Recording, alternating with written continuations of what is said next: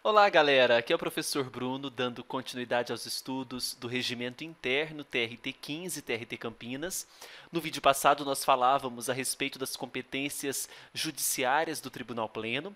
Hoje nós trataremos de competências administrativas e outras competências. Portanto, daremos finalização ao artigo 20 e artigo 21. Tudo bem? Para finalizarmos essa parte do Tribunal Pleno e avançarmos amanhã no órgão especial. Convido vocês ainda para adquirir o curso de 80 questões comentadas inéditas no meu site eleitoralcombruno.com.br. Você vai na abinha cursos e adquire, são 80 questões. Nessa segunda-feira sai já a segunda aula, ok? Bom, o artigo 20, inciso 2º, trata então das competências do Tribunal Pleno em matéria administrativa. A primeira delas se relaciona ao regimento interno. Então, tanto a aprovação quanto a alteração do regimento interno, este regimento que nós estamos estudando, cabe ao Tribunal Pleno, certo? A linha B, eleger e dar posse aos membros da direção do tribunal, segundo disposto no artigo 14. Então, nós temos lá no artigo 14 deste regimento como que ocorrerá a posse dos membros de direção do tribunal, observando, então, a previsão do artigo 14. Então, o Tribunal Pleno é responsável por eleger e também dar posse a esses membros de direção, ok? A linha C, eleger também e dar posse aos membros do órgão especial, observando os artigos 21A e 21B.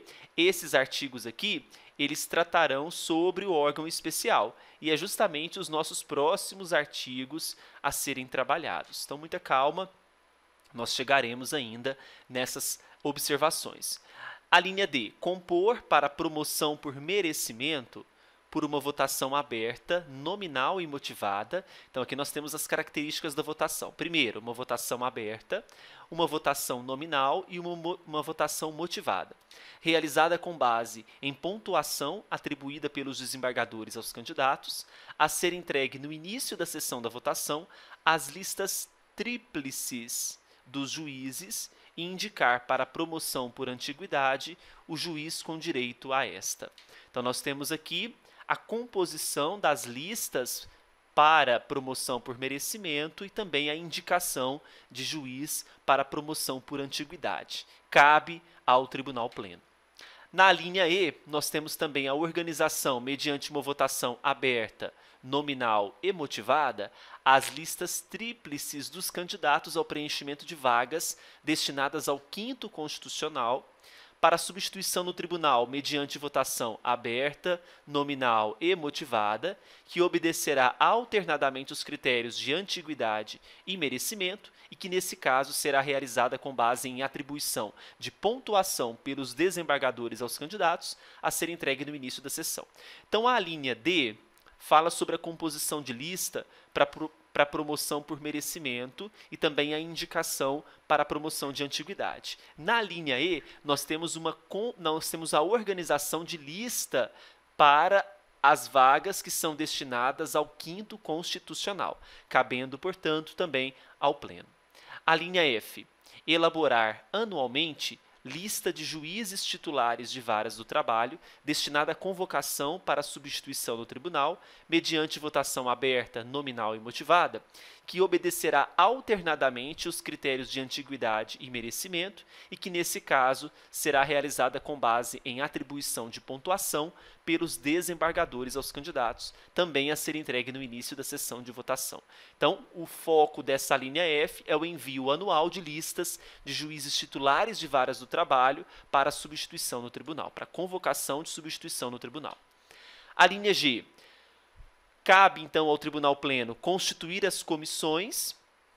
Nós vamos estudar um pouquinho sobre essas comissões, claro que não é objeto no edital, mas não tem como a gente falar sobre o regimento interno sem mencionar essas comissões, né? Então, quem constitui as comissões, sejam elas permanentes ou temporárias, elege os integrantes e para mandatos coincidentes com os dos órgãos da direção, cabe também ao Pleno.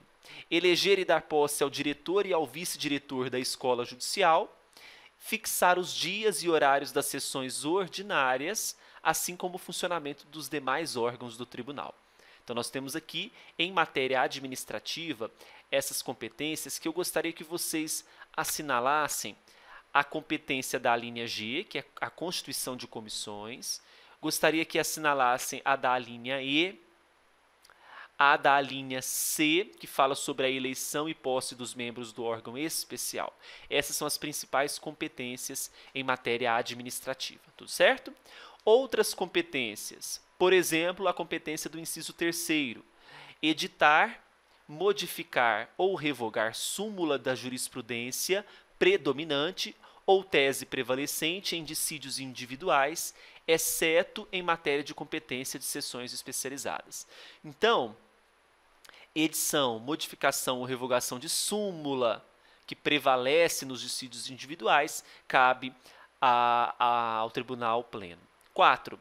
Resolver dúvidas que lhe forem submetidas pelo presidente ou desembargadores sobre a ordem dos trabalhos, interpretação e execução desse regimento, observado o disposto no artigo 326. O 326 ele fala sobre a questão da interpretação desse regimento, de quem que é a responsabilidade. Nós vimos aqui no 326 que cabe ao Tribunal Pleno interpretar esse regimento mediante provocação de quaisquer um dos seus componentes. Tá? Então, a 4 está compatível com o artigo caput 326 do regimento. 5. Fiscalizar o cumprimento das suas próprias decisões, então, fiscalização, declarando a nulidade dos atos contra elas praticados. 6. Requisitar às autoridades competentes as diligências necessárias ao esclarecimento dos feitos sob a sua apreciação, representando contra elas aquelas que não atenderem às requisições. Né? Então, cabe ao Tribunal Pleno solicitar a determinadas autoridades algumas diligências para esclarecer sobre alguns feitos. 7. Outorgar as comendas de mérito na forma da respectiva resolução. Né? Então, nós vamos homenagear aqui alguém. Né? Então, quem outorga essas comendas de mérito será o próprio Tribunal Pleno. 8. Apreciar e aprovar as prestações de contas e relatório geral encaminhado pela presidência do próprio Tribunal Regional do Trabalho da 15ª Região. Apreciar e referendar a proposta orçamentária enviada pelo presidente do tribunal. Apreciar e aprovar a proposta de planejamento estratégico quinquenal elaborada pelo presidente. Então, essa número 10 é muito importante, porque o examinador pode colocar o planejamento estratégico bienal, trienal, e não, quinquenal. Então, aprovação de prestação de contas, relatório geral, referendar a proposta orçamentária, aprovar o planejamento estratégico quinquenal, cabe ao Tribunal Pleno.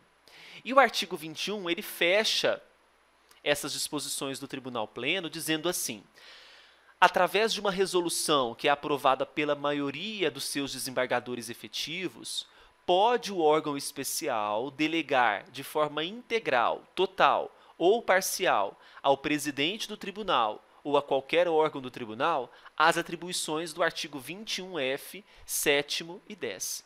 Eu concordo que esse artigo 21 está deslocado, tinha que aparecer lá no capítulo do órgão especial. Então, cabe aqui o órgão especial delegar de forma total ou parcial algumas competências, na verdade, atribuições, que competências está relacionada à matéria judiciária, atribuições ao presidente ou qualquer um dos órgãos do tribunal. Quais são essas? A do inciso 7º e 10 do artigo 21F.